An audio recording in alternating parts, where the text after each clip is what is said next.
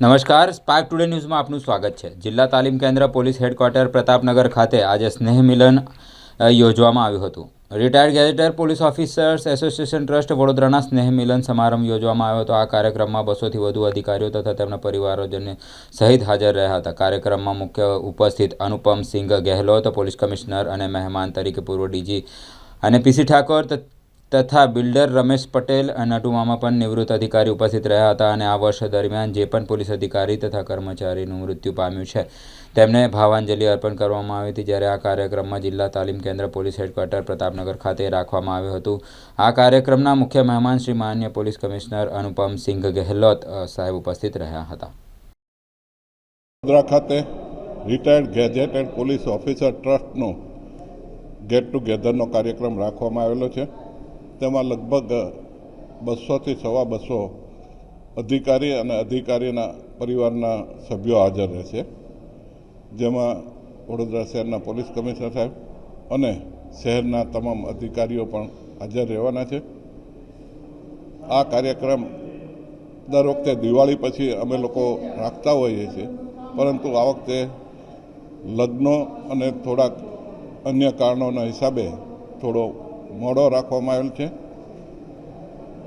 આ કાર્યક્રમની અંદર અમારા અધિકારીના ફેમિલી તરફથી મ્યુઝિકનો કાર્યક્રમ પણ રાખવામાં આવેલ છે। ખાસ કરીને જે રિટાયર્ડ કર્મચારીને તકલીફ પડતી એના માટે એમની ખાસ રજૂઆત કરવાના। આ કાર્યક્રમની અંદર આ વર્ષ દરમિયાન જે અધિકારીઓ અને પોલીસના માણસો અવસાન પામેલ છે તેમને ભાવાંજલિ આપવામાં આવશે અને આ વર્ષ દરમિયાન અમે લોકો વચ્ચે જઈને અમારા એસોસિએશન દ્વારા જે કામગીરી કરવામાં આવેલી છે, દાખલા તરીકે વડોદરા નજીકના એક ગામની અંદર અમારા એસોસિએશન તરફથી બેન્ચો, નાના બાળકોને બેસવા માટે બેન્ચોની જોગવાઈ કરવામાં આવેલી અને એ રીતે આ વખતે જ્યાં જરૂરિયાત હોય ત્યાં અમે પાઠ્યપુસ્તકો અને નોટબુકો પણ આપવાનું આ વખતે વિચારણામાં છે।